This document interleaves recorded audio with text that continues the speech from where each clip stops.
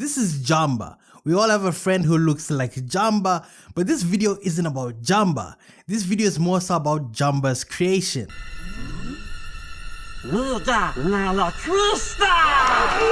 Stitch is saying racist things. I don't remember him saying this. Ayo, ain't this movie supposed to be family friendly? But I mean, these aliens did just practically call him an abomination, so your boy ain't tolerating the disrespect. His statement is valid. Like bruh is just minding his own business and now he's in front of the intergalactic high court for being himothy. Like come on bruh, it's not his fault Jamba gave him all the sauce. But unfortunately I didn't come here to talk about Stitch being OP, I came to talk about a more pressing issue. Let me explain. The Big Dipper. This movie is a great movie, the message is even better, and if you're not cold-blooded it'll make you shed a tear at least once.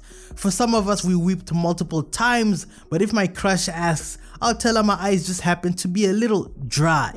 Can't let the paintings know I have a soft side now innit. So many people grew up with this film, and the entire audience that was obsessed with this iconic duo are now adults. Adults who clearly have forsaken the main message of this film. This movie was made with one goal in mind, that being to teach kids that there's more important things in life other than trying to fit in. As long as you have people who care about you, no matter how dysfunctional that structure may look like, that's all that matters. Don't listen to Young Thug, family does matter. There's literally an entire sitcom called Family Matters.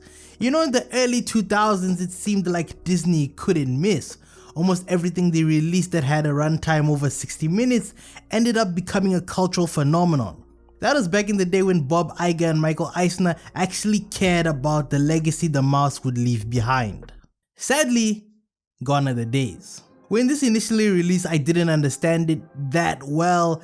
Can't blame me, I was still at the age where I thought girls had cooties and a kiss from one would send me straight to the doctor's office. Even though I had these thoughts, this Disney production made me feel something, and sometimes a feeling is all you need. And that was all it took for me to return to it more than 2 decades later. Lilo and Stitch is a film about what happens when outcasts find a purpose, but more importantly this film is about something much deeper.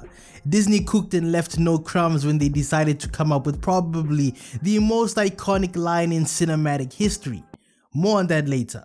A line that's so simple yet more than 8.2 billion people still fail to acknowledge it and take it into consideration. You know, sometimes the answers to your problems are pretty obvious. As cliche as it sounds, sometimes less is more. I think this film is more relevant than ever. In a time where it seems to be every man for himself and God for us all, you can't help but get this eerie feeling of how insanely applicable this story is even in today's society. Even though it was released all the way in a year that's a palindrome, this fictional universe paints a picture of how simple everything can be. From the onset of the film, we as the audience are living vicariously through the protagonist, seeing her woes and her moments of brief happiness. It's kinda sad seeing a big-headed kid go through all this strife. Lilo, like most kids, just wants a friend and a clique of people who won't treat her like an alien. Fortunately for her, her life will be changed for the better all because of one. She's a troubled kid, and unlike me, whenever someone pisses her off, she wastes no time in violently throwing hands. I'm no psychologist, but Lilo needs to see Hawaii's best therapist. This girl was talking BS and Lilo turned into a gremlin and violated her with no hesitation. I think the reason so many people resonated with this film back in the day is because we all saw ourselves in Lilo. She doesn't really fit in. She seeks attention and she's just an oddball. Which kid goes around the beach taking photos of people with dad bods? But then again, why do they let her? Bro looks like he has a folder on his desktop that's 1 terabyte in storage called homework. Anyways, so Nani tries to do her best to be Lilo's guardian, but of course a kid will get up to mischief no matter what you tell them. Nani tries to put her in line, but Lilo just wants to do as she pleases as if her name is on the lease of the crib. This kid couldn't even wait for her sister to fetch her. She took the expression jumped off the porch way too literally. She just started wandering around with this doll as her only companion. I felt bad when she dropped the doll and came back to dust it off and hug it. This just highlights the extent of her loneliness. Now, loneliness is something I think every kid is too familiar with. I remember being in 6th grade and there was this popular posse at school who called themselves the gang. Yeah, weird name, but they were essentially the quintessential mean girls and the jocks at the time. Basically, they had all the emotion. Being part of that clique was like being a wolf of Wall Street. Everyone just perceived you to be a top dog. So as I saw those scenes of Lilo feeling like a black sheep, I felt like I was walking through a time portal. Lilo and Stitch go so well together because they're completely opposite.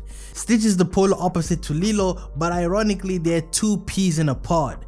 Stitch is an anarchist. He has a strong lust for destruction. That's what he was designed for. His original name should have never been 626, it should have been 666. This 3-foot monstrosity is just adding to the short people have a temper stereotype even more. Like bruh is the size of a pool stick, leaving a path of carnage and destruction everywhere he goes. So in a nutshell, Stitch is this chaotic, abrasive monster while Lilo is pretty much peaceful. Except when she's pissing Nani off and being a brat. But we'll let it slide cause she always has that shit on. Y'all can say what you wanna say, but I'm putting on my tinfoil hat with this one.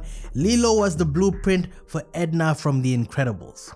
Why did you like this movie? I know you did because you never would have clicked on this video in the first place. As much as this bizarre adventure is overly chaotic, the message of bonds runs throughout this entire film with every subplot. David likes Nani, but Nani can't abandon her little sister just to get digged down by this surfer boy. And David really likes her and Lilo, and the love is mutual. Bubbles just wants the best for Lilo. He knows Nani is trying her best, but from the outside looking in, it's almost as though Nani is putting the beats on a 6-year-old. Stitch is a pretty smart alien. By the end of the film, he comes to terms with the fact that now he has people that care about him.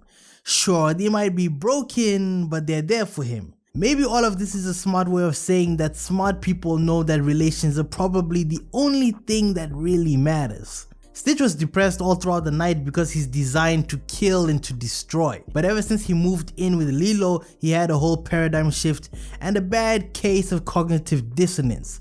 So he was tossing and turning instead of catching some Z's. ʻohana means family. Family means nobody gets left behind. You know, in a world where everyone seems to have forgotten basic human morals, it's nice to know that there was a time when Disney execs actually thought about making a film that holds weight. It's quite scary but oddly satisfying that this movie is still so good. This is like a solid 9.5 out of 10. The sequel is okay, it's meh. The first movie will always be better, case closed. Anyways, I digress. This film has a pretty strong message. A message that actually makes you stop and think for a second.